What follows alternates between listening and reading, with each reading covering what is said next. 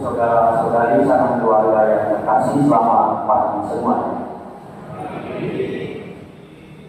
Mendengar Injil kita pada hari ini, mungkin kita berpikir Yesus yang bangkit. Wujudnya itu seperti yang dijadikan gambar kerahiman. Mungkin kita katakan mungkin karena tidak ada yang tahu pasti pada waktu dia bangkit dan menampakkan diri kepada murid. Wujudnya seperti apa, para rasul tidak bisa menuliskan.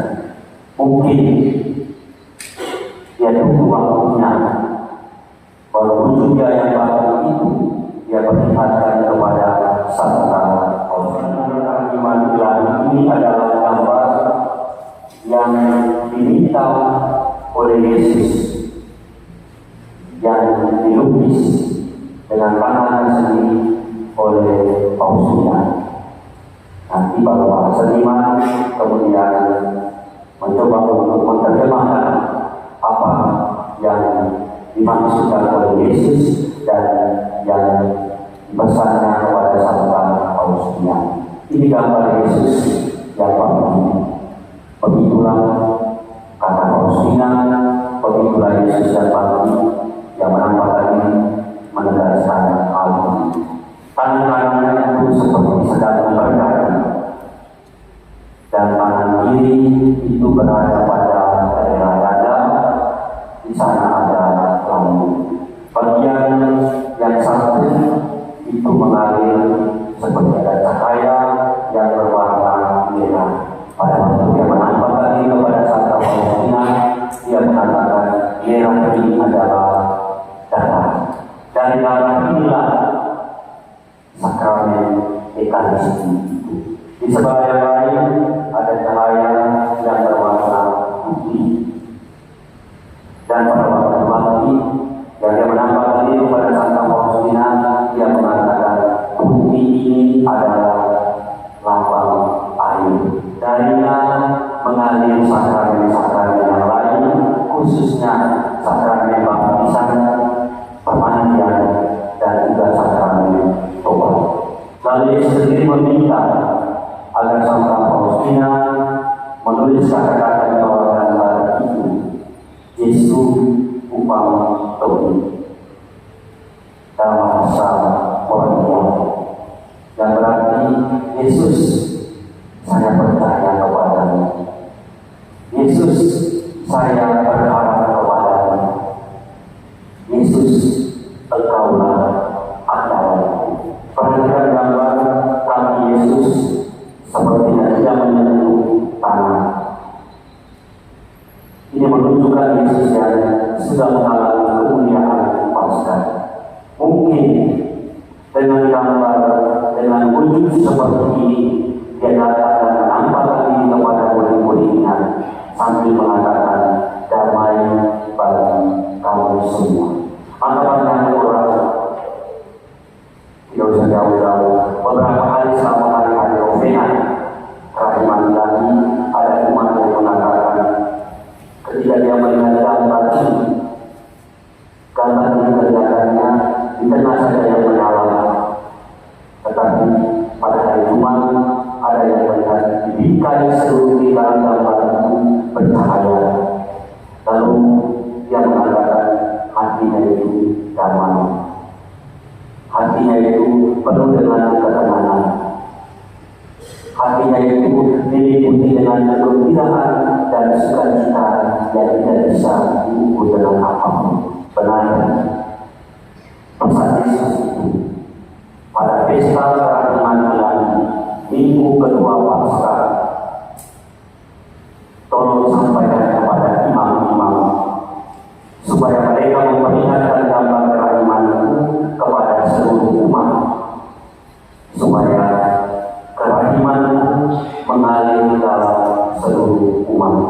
Dan Santa Faustina menulis dengan baik dalam catatan hariannya, dalam buku yang mungkin sampai ke tangan kita berwarna hijau dan kuning itu. Di buku itu banyak pesan Yesus kepada Santa Faustina. Di buku itu salah satu pesan ketika dia menampakkan diri kepada Santa Faustina, dia katakan kepada Santa Faustina, saya begitu menderita. Jadi pesannya pada hari yang ke-9, saya begitu menderita pada waktu saya mengalami sakaratul maut di dalam taman Getsemani. Bukan hanya air, bukan hanya keringat, tetapi darah juga mengalir dari kepala sampai ke seluruh tubuhnya. Dia menderita pedih karena Yesus mengatakan dari semua penderitaan yang paling besar yang dia tanggung adalah penderitaan dosa orang-orang yang imannya suam-suam. Hari yang ke-9 wujud novena itu adalah supaya orang yang imannya suam-suam itu bisa bertobat. Mungkin saya, mungkin Bapak Ibu, mungkin tidak semua hilang orang yang imannya suam-suam itu. Setengah Katolik, setengah yang tidak Katolik. Kadang-kadang rajin ke gereja, kadang-kadang mati ke gereja. Kadang-kadang rajin berdoa, kadang-kadang lupa untuk berdoa. Inilah Yesus bilang, orang yang imannya suam-suam. Tanggung imannya kepada Yesus. Dan ini menurut Yesus sendiri pada waktu dia menampakkan diri yang membuat dia lebih menderita. Maka air yang mengalir dari lambungnya itu ada simbol pertobatan di sana. Ada lambang kita harus bertobat. Pasca yang kita rayakan, kebangkitan Yesus yang kita rayakan minggu yang lalu dan selama kurang lebih 50 hari kita rayakan. Bukan hanya sekedar ritus tahunan, bukan hanya sekedar ritual tahunan yang sekali kita rayakan kemudian membuang begitu saja. Tetapi pasca yang kita rayakan selama 50 hari dan akan kita rayakan terus setiap minggu, karena hari Minggu adalah hari pasca mingguan, membuat kita untuk bertobat, membuat kita supaya kalau punya iman, jangan iman itu suam-suam. Kalau mau jadi orang Katolik, jangan tanggung-tanggung. Kalau mau ikuti Yesus, jangan tanggung-tanggung ikuti Dia. Kalau percaya menjadikan Yesus sebagai andalan, mau berharap kepada Yesus, jangan tanggung-tanggung untuk hidup sebagai orang-orang yang percaya kepada Yesus. Kalau tidak mau menjadi murid-murid Yesus, lebih baik jangan dibaptis. Kalau sekali baptis dari Katolik mengikuti Yesus, lalu iman kita suatu justru ini yang membuat Yesus lebih menderita. Itu pesannya kepada Santa Faustina. Maka dari orang Katolik, iman tidak boleh suatu. Menjadi orang Katolik, identitas kita sebagai orang Katolik jelas, luar dan dalam, dan untuk kami sampai berlaku. Kalau tidak jangan. Karena kalau kita menjadi orang Katolik, lalu iman itu suatu. Sekali lagi, ini yang justru membuat Yesus lebih menderita dalam sakaratul mautnya. Dalam seluruh salib yang ditanggung oleh Yesus, ini yang paling perhatian. Dosa orang yang imannya suam-suam. Bapak Ibu, sanak keluarga dan berkasih dalam Kristus. Di hadapan kita dan hari ini, gambar kerahiman Tuhan diperlihatkan kepada kita semua. Lihat, itu Yesus yang bangkit.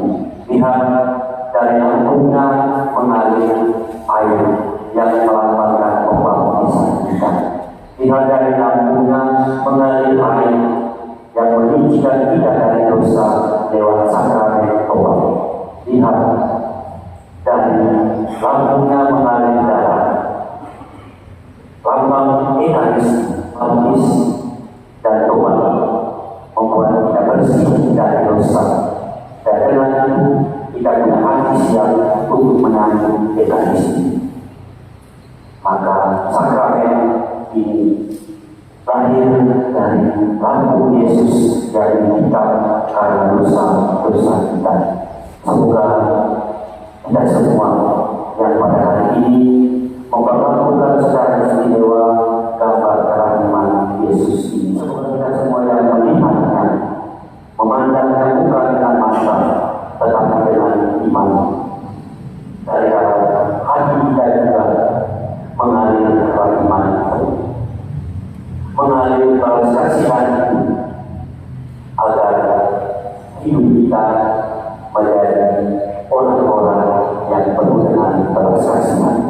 Tahun 2015 untuk membuka tahun kerahiman ilahi, Paus Fransiskus mengajar kita semua untuk punya wajah, punya hati, punya seluruh diri kita seperti wajah Bapa yang berbelas hati, misericordia tulus.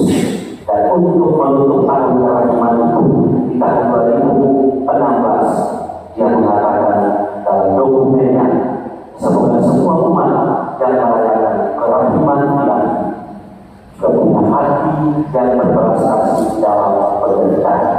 Semoga Tuhan dengan kerahimannya mengalirkan kerahimannya untuk kita sehingga bisa kita bawa dalam hidup kita. Yesus sebagai kerahiman dan memberkati kita semua. Amin.